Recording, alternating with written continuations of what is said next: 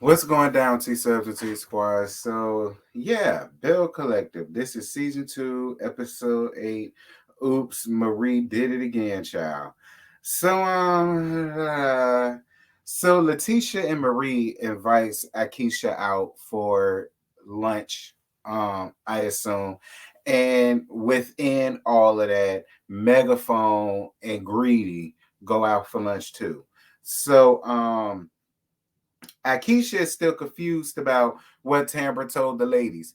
And y'all know I'm not the biggest Akeisha fan, but this still is her first season. Even though I'm gagging Akeisha, this is still her first season. I'm not writing her off. You know what I'm saying? Because I do feel like underneath all of that bourgeois that she could actually be a cool person. I think she is because she's loud as hell.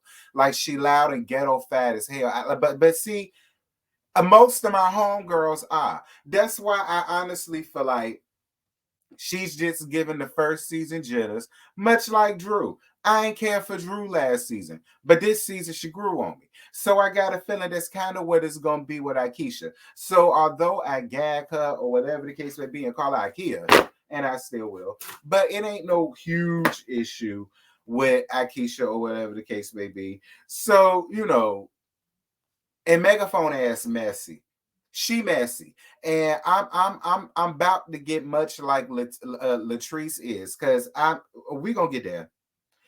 So Marie says that her mama relapsed again, and then simultaneously turn around, talk about something how she opening up a opioid clinic and all the rest of this stuff. Um, no shade, Marie.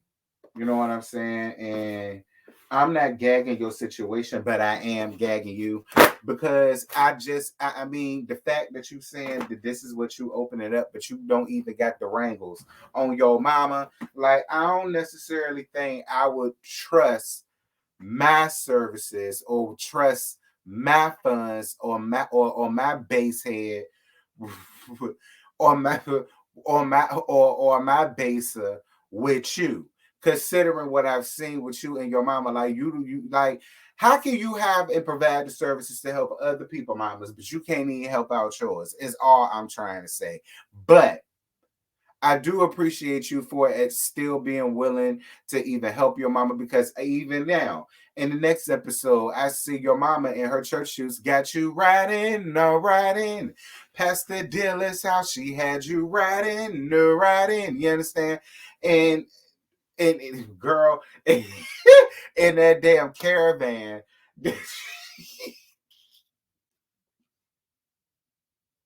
Lord Marie, Jesus Christ.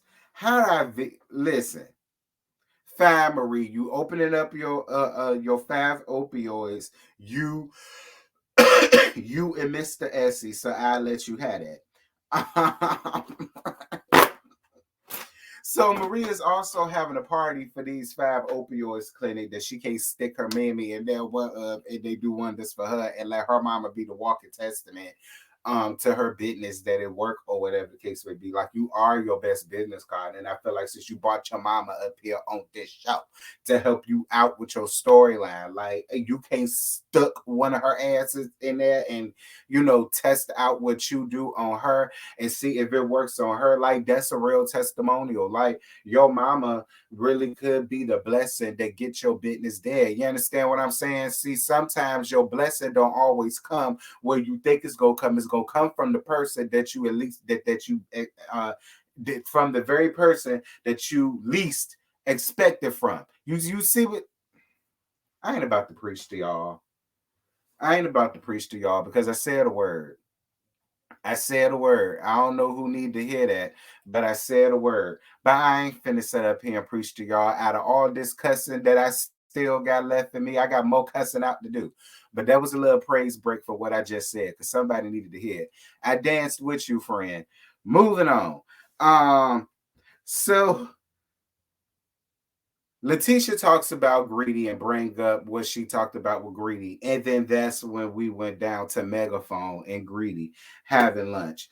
So Greedy says that it's lies, it's all lies, the lies, it's all lies. Every bit of it is a lie. every bit. She a lie. And the story that they're trying to run is a lie. It's all a lie. Everybody lying, but him. Everybody else is lying. But him. And the lady shouldn't be feeding off that mess because it's just that it's mess and it's drama. And for all intents and purposes, Megaphone believe her man. Look, I'm not mad at Tambra for believing Damon, but I will only not be mad if this was real and that was her real life and all of that was really going on. Because the reason why I just don't believe that is because in that same damn scene, we see them sitting up here talking about, well, you want to move in? Are you ready to move in? You ready to move in now? I mean, I don't mind that, but I don't have a ring or nothing. I mean, it's like you want me to just be there so that I'm there, but I don't have a ring. And then they get into confessionals and goes, I mean, well, we are doing everything backwards. Like, ugh.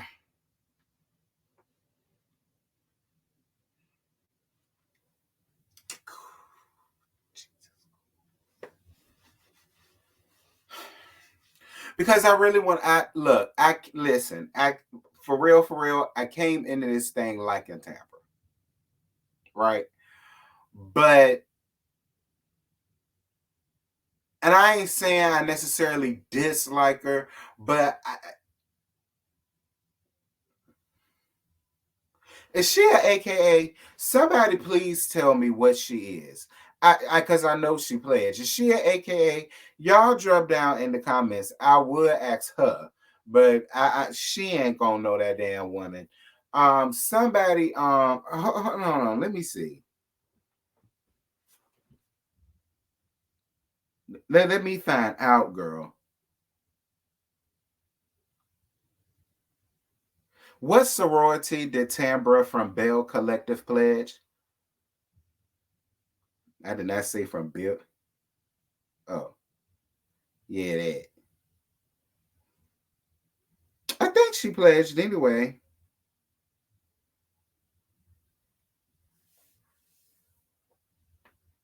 I don't even think Google knows. Hold on, let me see. That's the university, blah blah blah. This is television. Being a member of Alpha Kappa Alpha sorority means to her. You see what I keep. See. I've been telling y'all since I started my YouTube channel way back in 2013 about those tad rickety picky. I've been saying this shit since then, and every time I say it, people always want to talk about how I shouldn't say this and I shouldn't say that, and you can't talk about them. Why you talk about them and all of the rest of this stuff? But see,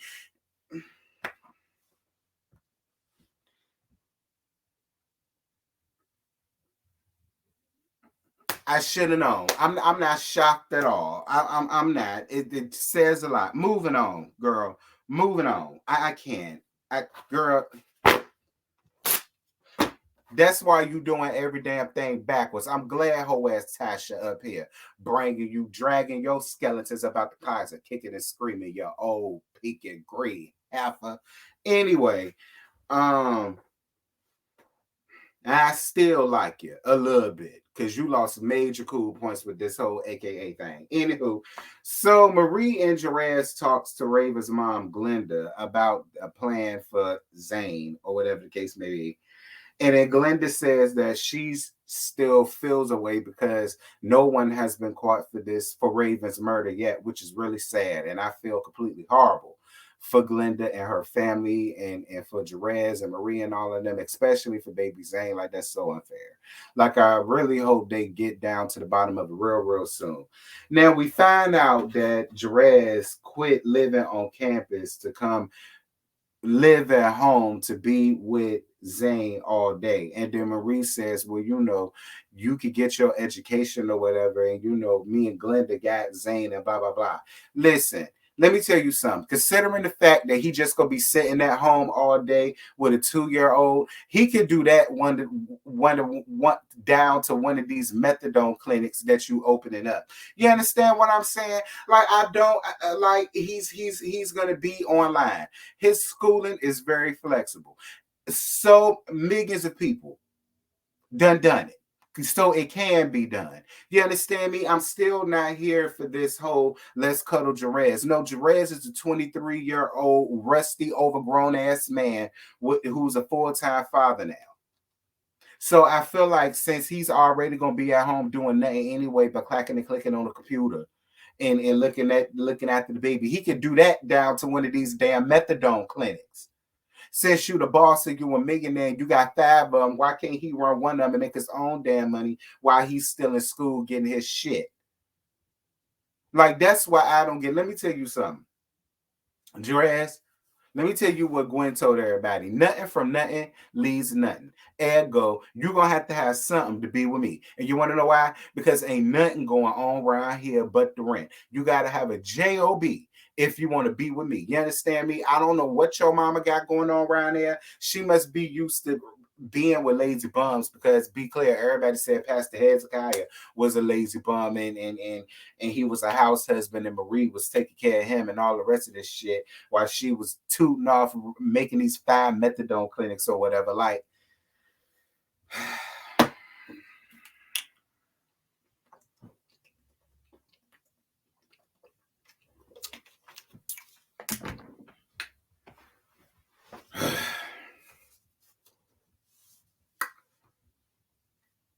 I mean, I'm just saying, if I had 5 methadone clinics, I had a rusty ass 23-year-old son that obviously need a job. He gonna be sitting at home anyway with the damn baby. I mean, he could set a playpen right in the back, and he could man the little front desk or whatever the case may be. Or because I mean, you got an employee. So Gucci throws D a drive-by baby shower. Shout out to D for coming in the comments under the last one. Shout out to you, sis. You know it's shade, but it ain't none because I rock with you around here, D. I do. Um, I do. I rock with you a lot. I rock with you a lot. I do. I live for your mama. Y'all know how I feel about JJ. I live for y'all. So, anywho, Star Sky and Sanjay show up. Shout out to them for putting everything on the back burner and trying to now start afresh with D. I really hope that that's what's really going on here. And that's all I'm gonna say about that because a lot of y'all got real disrespectful in the comments, child. Like, but girl, I guess I ain't got nothing to do with that girl. Anyway, Latrice comes through and she tells Soguchi that she 2 months late on her period, but she thinks it's because she's stressed. Could be. But I really hope you take some time out to go and put your legs in the stirrups and make sure ain't nothing more serious going on. Because 2-3 months, I was thinking you was gonna say like 2 weeks, 3 weeks, maybe. You said 2 months. Lord have mercy, Latrice, then you big as nothing, but that don't mean a damn thing. You still could be pregnant. You just ain't showing yet because you already skinny as hell. Child. Like, girl, you too busy working. You ain't eating either. Girl, put some meat on your damn bones. Hell.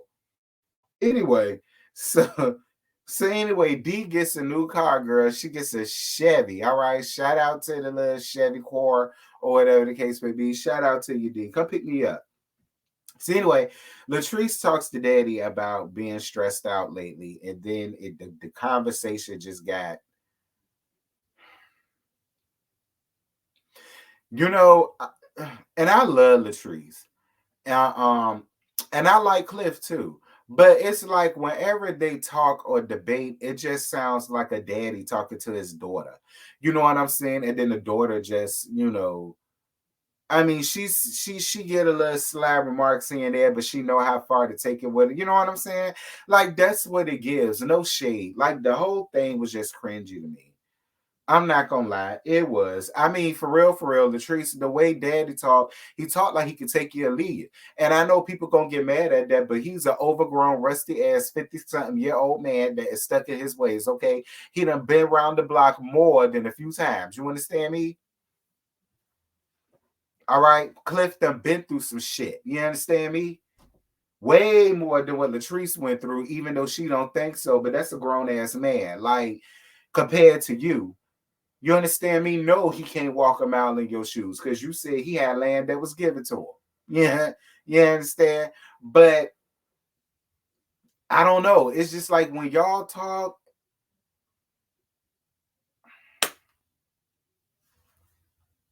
Listen, in that she let him know about being stressed and her period being late, and then it went from the period to the babies, and from the babies to understand how I was raised and all of the rest of this stuff. She was raised like this. She was raised to get it from the mud and blah blah blah blah blah and so and so and so. And he was raised like this and yada yada yada and so and so and so. Then it went from that to adoption and so and so and so and yada yada yada. Like it just went on and on and on and on and on and on and on and on. And I was just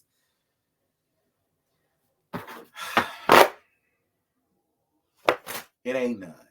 But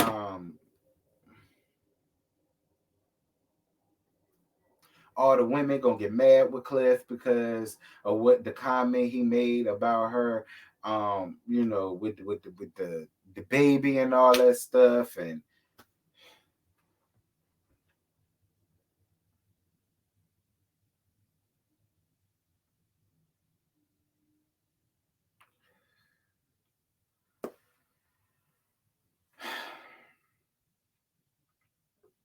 so the kitty clickers open the event. At least they're not dressed up this time. Marie showed up in her 1965 Pointer Sisters photo album cover shoot. Uh,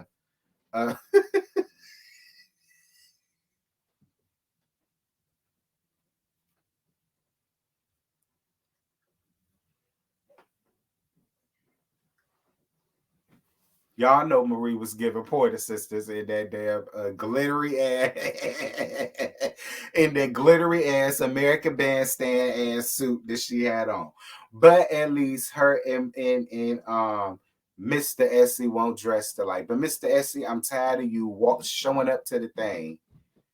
Okay, pussyfooting around in heels. Okay, if you can't walk in them Essie, I'd rather you not wear them, girl. Wear some flats.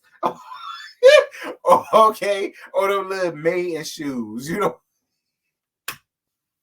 or chick girl wear some Yeezys. I don't know, but I'm just so sick and tired of you just, you know, just tip it in, girl.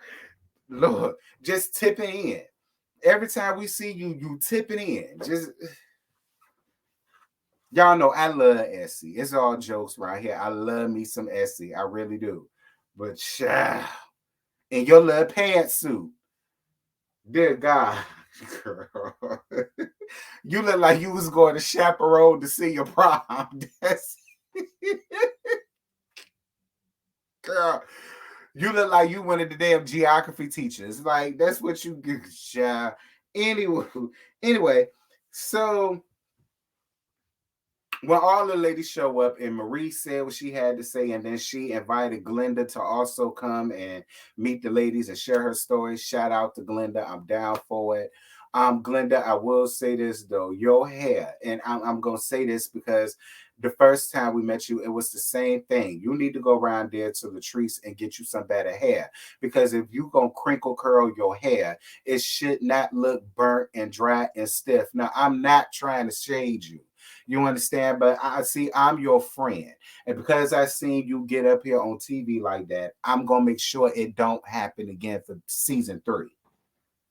You understand? So hopefully for season 3, you would have got hit up by Latrice. Latrice gonna hook you up.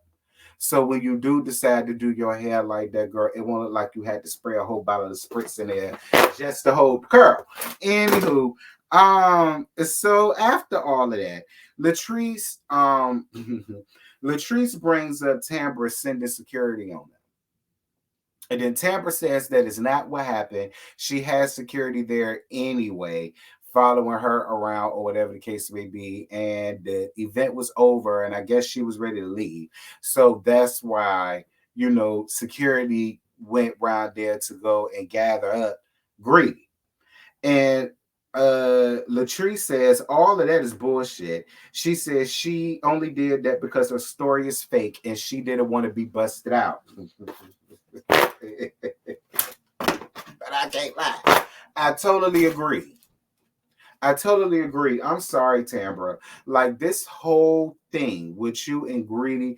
First, I was for it first season, but see, this season, I'm sorry. If this is all a lie, Tambra, all of these people need to work for Lifetime Movie Network or shit. They might need to go off to BET. Maybe BET will get some damn better programming because Greedy does not do a good job of proving his innocence. And the only thing that you come out looking like is the dumb, desperate titmouse that's willing to do or believe anything that this man says by any means necessary. Like, I'm sorry, that is the way that they come. I'm just gonna be real. I'm gonna be real, megaphone. You just giving me desperate is what we call it around here. See, I'm originally from Virginia, but we call it desperate around there too. Actually, we call it desperate bitch syndrome. That you need to go and get some there, take a penicillin shot for because anyway, um, so Akeisha through Melanie, I mean, invites all of the ladies out to an event that she's having to basically let the who's who, if any, of Jackson know about her restaurant that her and Big Willie Style got going on and about her visions for the street. And then Letitia gets in her confessionals and says that she feels away because, this is basically her way of saying that she doesn't want Letitia to be a part of it. And I wouldn't want you to be a part of it either. There's no reason for you to be there, Letitia. You don't have nothing going on or set up for Fair Street, girl. You don't. You don't. You don't. You don't. You don't. You don't. And I can speak for everybody when I say we need you to find something else to do and for something else to talk about. I could believe it with Akeisha because of her and Big Willie Style in a restaurant. I believe it. I believe that she will have something up there way herself way quicker than you. And you've been talking about this for the past 2 years now. It'll be something if she gets around here and turn it on your ass real quick and already has something set up there. Her 1 year being here to your two, from what we see. Like, girl, you can't get mad. I wouldn't be mad, especially after that bullshit that you said to her the last time that y'all got into it. I wouldn't want to work with your ass either. I wouldn't do nothing with you either. Yeah, we went out to lunch or whatever. That's lunch.